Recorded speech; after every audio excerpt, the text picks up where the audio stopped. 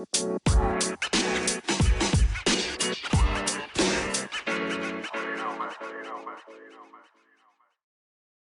right, time for our bonus episode fast break. Yes, we are going to recap week 4. But first, business first. Like this podcast, share this podcast, subscribe to it, and tell somebody else to tell somebody else to subscribe, join, and listen to A Win is a Win. Now, the first thing that we're going to highlight from the action in week 4 is the fact that the Miami Dolphins are actually beatable.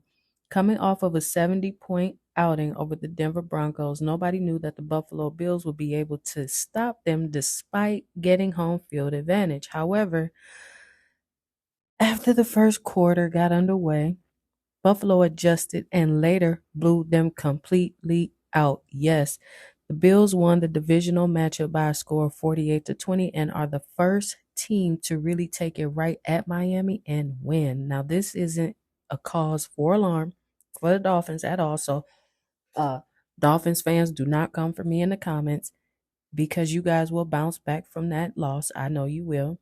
Now, what it really is a wake up call for everybody sleeping on the Bills. Now, we can't forget how talented they are despite falling short consistently in the past few years. Now, another highlight from last week was the dominant performance of Khalil Mack and the Los Angeles Chargers. Now, Mack racked up a total of 6 sacks on the afternoon against the Las Vegas Raiders rookie quarterback Aiden O'Connell. Now, if it wasn't for his consistent pressure, they likely would have lost the divisional game. After all, the Chargers once again decided to roll the dice on a 4th down in their own end and failed to convert with just a few minutes left. Now, I'm all for putting the pressure on and trying to win games, but that's twice now that it hasn't worked out, and coaching remains a serious issue down there in Los Angeles, though the talent keeps bailing them out. Also, and I know I have quite a few Bengals fans, one super fan that listens to this podcast, but it is time to sound the alarms on the Bengals. Now, I know that we're used to them bouncing back and dominating later in the year, but this is just, uh, it's just getting ridiculous at this point. The Bengals fell to 1-3 on the season after getting destroyed by the Tennessee Titans, losing 27-3. This was the second time in just 4 games that they've been limited to only 3 points. Now, it doesn't matter how many stars are on this roster, the Bengals are floundering. And honestly, I don't even know what the main problem is, even though I don't think that it's 100% Burrow, but you can 100% tell that he's not himself due to that calf injury. Now, the offensive line isn't great, though. Burrow just hasn't performed much better. Not to mention, he's trying painfully, you can see, to play through his injury. So what needs to happen in Cincinnati? Can they bounce back? They have a tendency to. They started off 0-3 and ended up in a Super Bowl.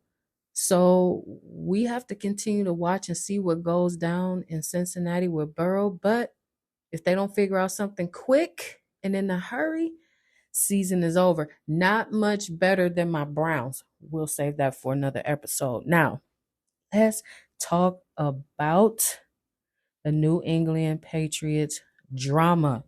Now, there's getting to be a severe problem in New England. Now, the Patriots have just not been the same since Brady left. Doesn't take a genius to figure that out. Now, Belichick is doing what he can, yet this team continuously struggles to remain consistent.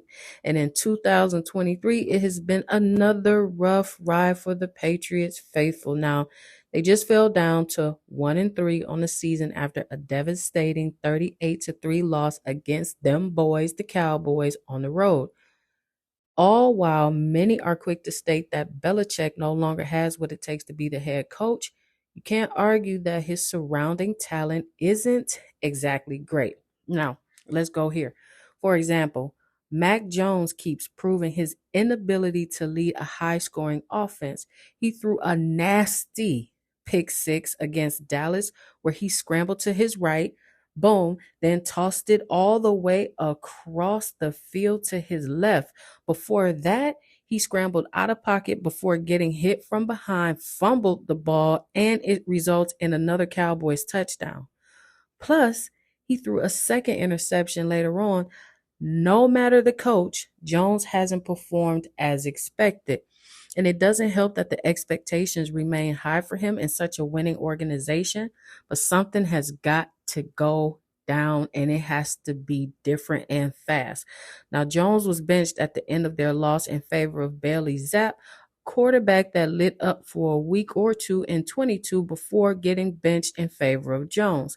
It seems like the right now thing to do. The team just cannot find a consistently dangerous QB to push the ball down the field. Although you can't ignore their offensive weapons aren't that great either.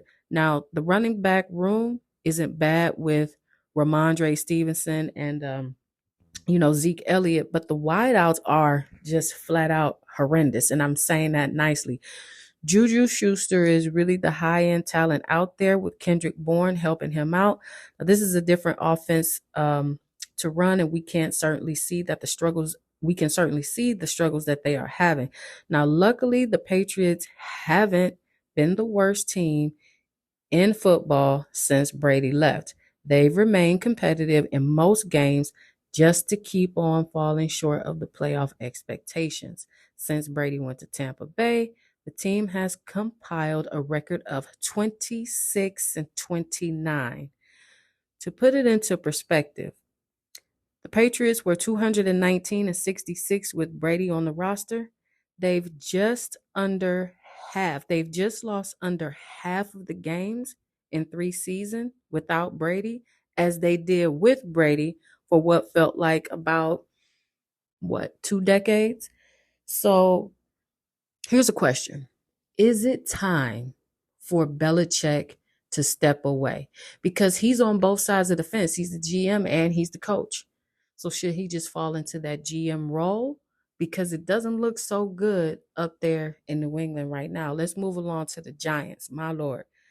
Going back to Monday night. Now, the New York Giants collapsed again, this time against the Seahawks. Now, New York moved the ball a little. They moved it well early on. They forgot how to play offense in the second half. If you watch that game, it's like, what is going on here? They allowed Daniel Jones to be sacked 10 times, with Seattle also recording a sack on a trick play to bring the total up to 11. That was a franchise record for the Seahawks, and it once again showed that the Giants' offensive line can't block anybody in the league for a full game, not even if you paid them to.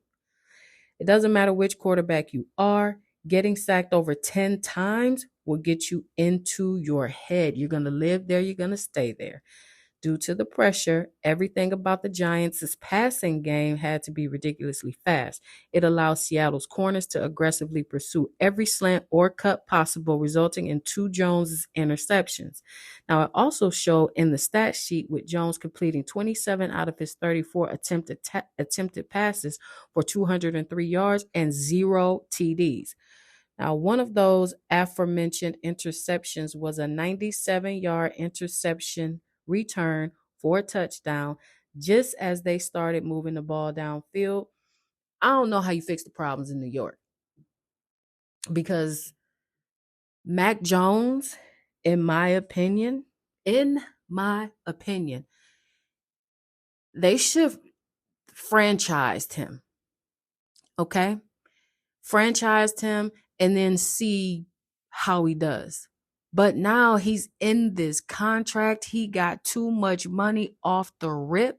And now this is who you stuck with? No. They need to sit down and go back to the drawing table in New York, and they need to do it fast. Lastly, tonight, Thursday Night Football, we're going to dive into the game, and it is the Bears and the Commanders. Now, Chicago is winless, completely winless. after a choking away double-digit lead to the Denver Broncos, though it was the first time we saw their offense really come to life, but just for a little bit.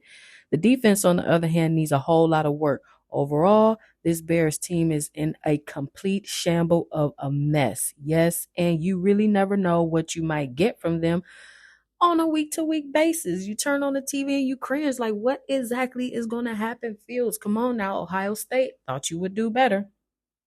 On the other hand, this Washington Commanders team is fired up. They are 2-2 this season with really just one bad game, that being a blowout against the Bills. Now, other than that, they just lost to Philly in an overtime game after both teams scored over 30 points. Washington put up that many points on a divisional rival that happened to be the Eagles. Defense is impressive. Now, they should be prepared to torch the struggling Chicago secondary and try to make a statement early.